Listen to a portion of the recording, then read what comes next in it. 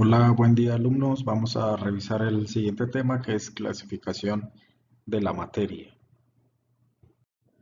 La materia la podemos clasificar de la siguiente manera. Recordemos que la materia es todo aquello que ocupa un lugar en el espacio. Bueno, hasta ahorita, bueno, podemos clasificar la materia en sustancias puras y mezclas, ¿sí? Las sustancias puras van a ser aquellas que tienen una composición química definida, ¿sí?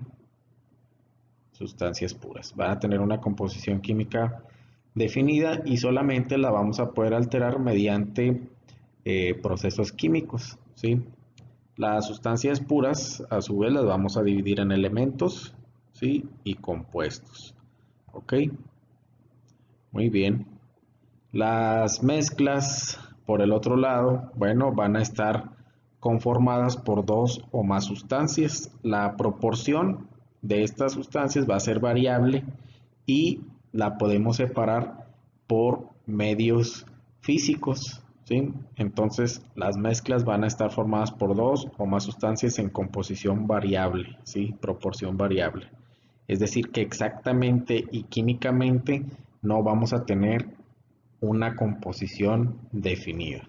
Muy bien, las mezclas, de acuerdo al tamaño de las partículas que las conformen, se van a dividir en disoluciones, coloides y suspensiones.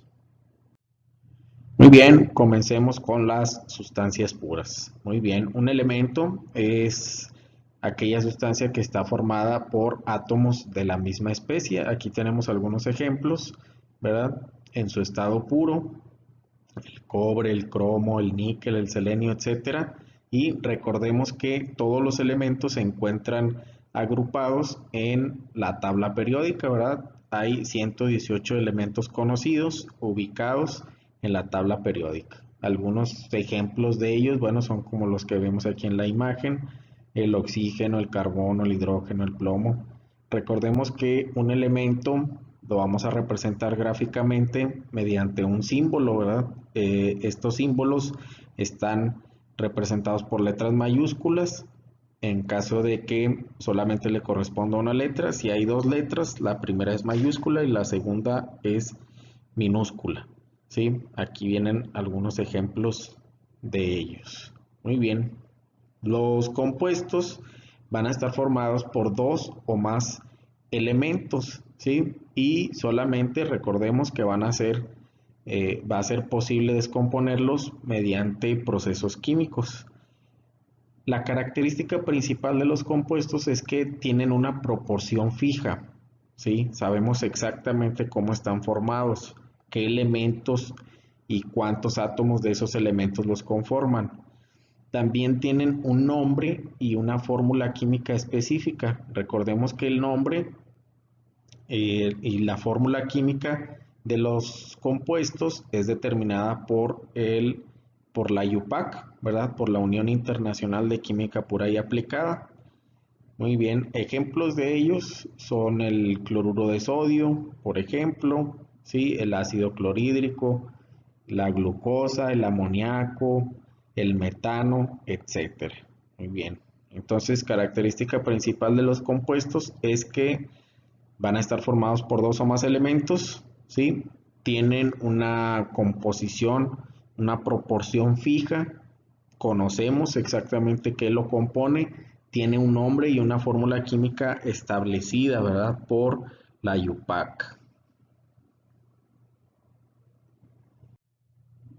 Por otro lado, ya hablando de las mezclas, recordemos que una mezcla es la unión física de dos o más sustancias en composición y proporción variable, y que a pesar de que se encuentran unidos en un mismo medio físico, ¿sí? Cada uno de sus componentes va a conservar sus propiedades originales. Muy bien, a partir de aquí vamos a nombrar a las mezclas, ¿sí? O vamos a conocer a las mezclas también por el nombre de sistemas dispersos, ¿sí? Sistemas dispersos y mezclas sería sinónimo. Las mezclas, bueno, hay una gran variedad alrededor nuestro de diferentes tipos de mezclas. Están formados por muy distintos materiales, desde minerales, alguna componentes líquidos, el aire en sí es una mezcla. Aquí tenemos algunos ejemplos y sus componentes van a estar en los tres estados de la materia pues más conocidos, ¿verdad? Sólido, líquido y gaseoso. De tal manera que tenemos una amplia gama de diferentes tipos de mezclas. ¿Qué características presentan las mezclas? Bueno, algunas pueden presentar una o más fases, de tal manera que las podemos clasificar de manera muy general en mezclas homogéneas o heterogéneas. Estos conceptos ya los han revisado ustedes anteriormente. En las mezclas homogéneas, ¿sí? Recordemos que solamente se distingue una fase, ¿sí? Es decir, que a simple vista no podríamos distinguir los componentes que la conforman. La apariencia es uniforme. Aquí tenemos ejemplos, ¿verdad? Aquí está uno, el café, ¿verdad? No puedo distinguir a simple vista sus componentes. La apariencia es uniforme, ¿sí? Es decir, que en cualquiera de las áreas en las que yo revise determinada mezcla, por ejemplo el café, pues tiene la misma apariencia, ¿sí? Si bien yo puedo deducir que es café, no podría yo definir su composición o qué lo forma, no sé si tiene azúcar, si no tiene, o si tiene otra sustancia agregada, o si realmente es café, quizá no es café. Bueno, una característica de las mezclas homogéneas es que no puedo distinguir los componentes a simple vista. ¿Sí? Otros ejemplos, los licuados, ¿verdad? ¿Sí? Por ejemplo, aquí en la imagen sería una mezcla homogénea. Las mezclas heterogéneas, por el contrario, sí se pueden distinguir dos o incluso más fases. Por lo tanto, no tienen una apariencia uniforme, ¿verdad? Si revisamos, por ejemplo, aquí el agua y el aceite presentan dos fases, ¿verdad? Dos fases. Aquí el aceite se sitúa en la parte de arriba, el agua en la parte de abajo, ¿sí? Distinguimos dos fases. Podríamos, en determinados casos, distinguir los componentes que lo conforman. Un ejemplo es una ensalada de frutas. Puedo distinguir yo ahí los componentes. Si me fijo, no tiene una apariencia uniforme, ¿sí? Es una mezcla heterogénea. Muy bien. En las mezclas homogéneas y heterogéneas, los componentes se van a encontrar en proporciones variables y como es la unión física de dos o más sustancias, puedo separarlas por medios físicos. Hay algunos métodos que me van a ayudar a separar las mezclas, ¿sí? Dado que, bueno, por definición, una mezcla es la unión física de dos o más sustancias, por lo tanto, puedo utilizar estos métodos basándonos en sus propiedades físicas. Vamos a ver algunos ejemplos. Un método de separación es la filtración, ¿sí? En la cual, mediante un filtro, vamos a separar los componentes de una mezcla, ¿sí? El filtro pues va a estar formado por poros, ¿verdad? De diferente tamaño, ¿sí? Y estos poros nos van a ayudar a retener pues las partículas más grandes que conformen a esa mezcla, ¿sí? Basta con que nosotros vertamos o hagamos pasar la mezcla por este filtro, ¿sí? Y el filtro se va a encargar de retener las partículas más grandes, solamente van a pasar aquellas que sean más pequeñas que el poro del filtro, ¿sí? Este método se le conoce como filtración. La decantación, bueno, se basa en la propiedad física de la densidad. En una mezcla, los componentes pueden presentar diferentes densidades, ¿sí? Y es más útil utilizar este método cuando eh, los componentes, uno es líquido, por ejemplo, y el otro es sólido o de partículas más pesadas. ¿Qué es lo que va a suceder durante la decantación? Bueno, en primera instancia tenemos una mezcla, ¿sí? Varios componentes de diferente tamaño, diferente peso. Las partículas que conformen la mezcla, que sean más pesadas, se van a situar en la parte de abajo, ¿sí? Esto por diferencia de densidad. De esta manera se pueden separar. Aquí pues vemos claramente dos fases. Posteriormente podríamos extraer, ¿sí?, o verter la parte de arriba en otro recipiente y de esta manera separar.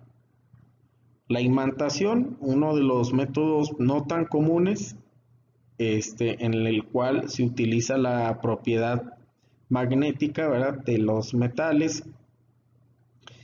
Si tenemos una mezcla, por ejemplo, aquí de arena y hierro, utilizamos un imán, pues vamos a traer todas las partículas de hierro, ¿sí?, hacia el imán, por supuesto. De esta manera podríamos separar la arena de cualquier metal, ¿sí?, utilizando propiedades magnéticas. La destilación, bueno, ampliamente utilizada en la industria, se utiliza para separar un líquido de una mezcla. Se basa en la propiedad de los diferentes puntos de ebullición, ¿sí?, de diferentes líquidos. Por ejemplo, si yo tengo aquí una mezcla de agua salada, ¿sí?, tengo aquí una mezcla de agua salada, lo pongo a calentar de tal manera que el agua, al tener un punto de ebullición más bajo que la sal, pues por supuesto va a comenzar a evaporarse.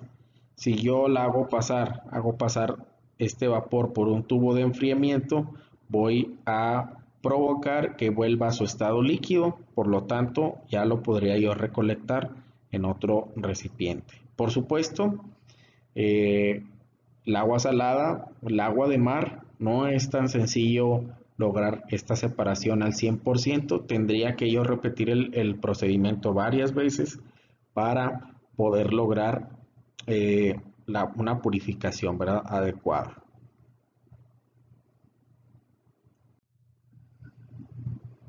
Como dijimos anteriormente, las mezclas también les puedo nombrar sistemas dispersos, ¿sí?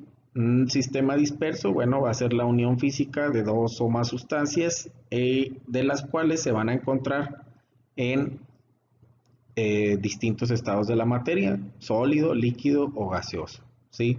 Un sistema disperso va a ser la mezcla de una sustancia, la cual puede estar en los tres estados de la materia, con otra sustancia también que puede estar en los tres estados de la materia.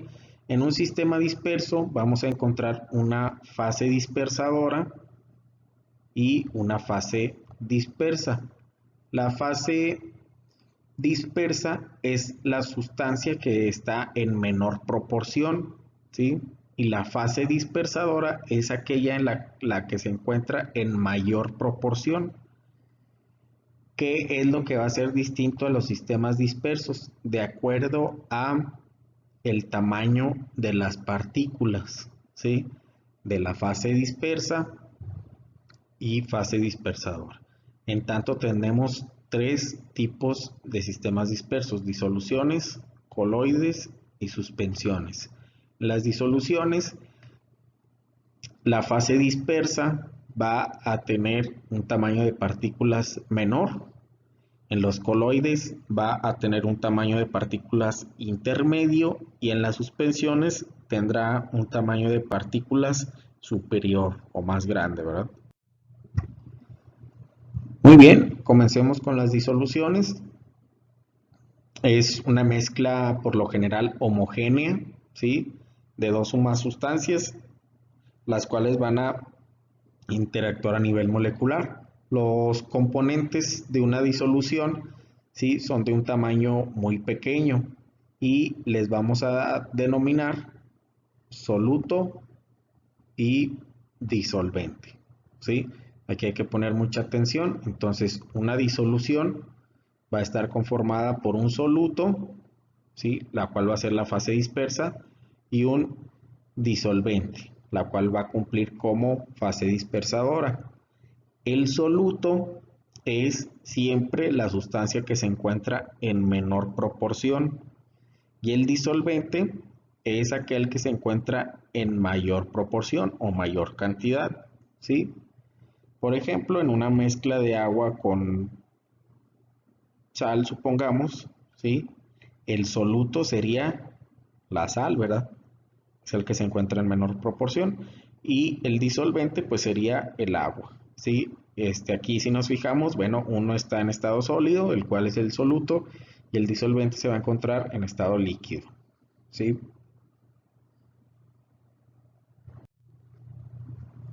Los coloides, bueno, van a presentar un tamaño de partículas más grande, ¿verdad? Que en el caso de las disoluciones, ¿sí?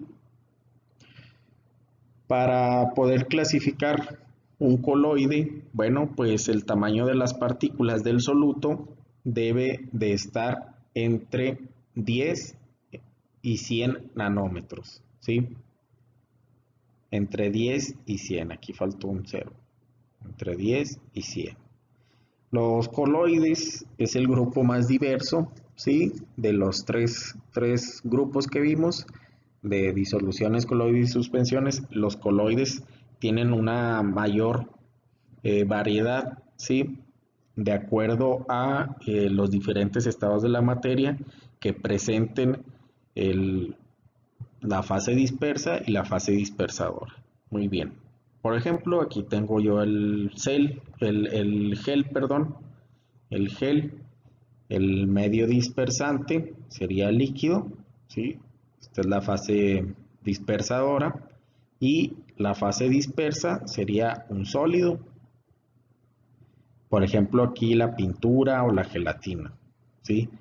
Otro caso, por ejemplo, es el aerosol líquido, como el que se encuentra en los desodorantes de spray. La fase dispersante sería el gas, ¿sí? O fase dispersadora, y la fase dispersa es el líquido, ¿sí? Por ejemplo, la neblina, las nubes, el desodorante en aerosol. La emulsión, ¿sí? Emulsión sólida. La fase dispersadora sería el sólido y la fase dispersa sería el líquido, ¿sí? Por ejemplo, el queso, la mantequilla es otro ejemplo. En las suspensiones, el tamaño de las partículas del soluto por lo general es superior, es muy grande. La característica principal de las suspensiones es que este soluto por lo general es insoluble, ¿sí? Tiende a sedimentarse, es decir, que tiende a irse en el fondo de los recipientes que las contienen. Las suspensiones, por esta propiedad, se pueden clasificar en mezclas heterogéneas, ¿sí? Por el tamaño de las partículas del soluto, el cual es muy grande, es sedimentable, ¿sí? Tiende a irse al fondo de los recipientes. Las suspensiones son muy utilizadas en el área farmacéutica. Muchos de los medicamentos están conformados por suspensiones o son suspensiones en sí. También, bueno, un ejemplo aquí de cosas que utilizamos en la vida cotidiana, bueno, pues aquí los esmaltes de uñas son suspensiones. Si ambos, estos dos medicamentos y esmaltes, nosotros los dejamos reposar por un buen tiempo o no los utilizamos por un buen tiempo, podríamos observar que las partículas más grandes tienden a irse al fondo del recipiente y por lo tanto formar dos o más fases. Es por esto que son clasificadas como mezclas heterogéneas. Las partículas del soluto en una suspensión son de un tamaño grande, ¿sí? Superan los 100 nanómetros. Muy bien, vamos a recapitular en esta pequeña tabla las diferencias entre una disolución coloide y una suspensión. Empecemos por el tamaño de las partículas. Dijimos que en una disolución el tamaño de las partículas del soluto es menor a 10 nanómetros. En un coloide sería de 10 a 100 y en una suspensión mayor a 100. ¿Cuántas fases se forman en la disolución? Una sola fase, por lo tanto sería una mezcla homogénea, ¿verdad? En los coloides tienden a formar una sola fase, ¿sí? En algunos casos se pueden distinguir dos, se clasifican de manera general en mezclas homogéneas. En la suspensión de plano se forman dos o más fases, por lo tanto sería una mezcla heterogénea. Capacidad de sedimentación. En el caso de las disoluciones no hay una separación de sus componentes al reposar. En los coloides tampoco hay una separación, en la suspensión sí, dado el tamaño de las partículas del coloide. ¿Qué aspectos presentan de manera general las disoluciones? Un aspecto transparente. Los coloides es intermedio, ¿sí? Y las suspensiones tienen un aspecto turbio. Muy bien, vamos a realizar la siguiente actividad, la cual nos dice lo siguiente: hay que completar el siguiente ordenador gráfico con los conceptos de la clasificación de la materia. Muy bien, ya vimos que era la materia. Ustedes simplemente van a colocar aquí los conceptos adecuados, ¿sí? Recordemos cómo se divide la materia o qué división vimos. Van a ustedes a colocar cada grupo en donde corresponda. Y en esta pequeña actividad, bueno, aquí viene una lista pues muy pequeña de 10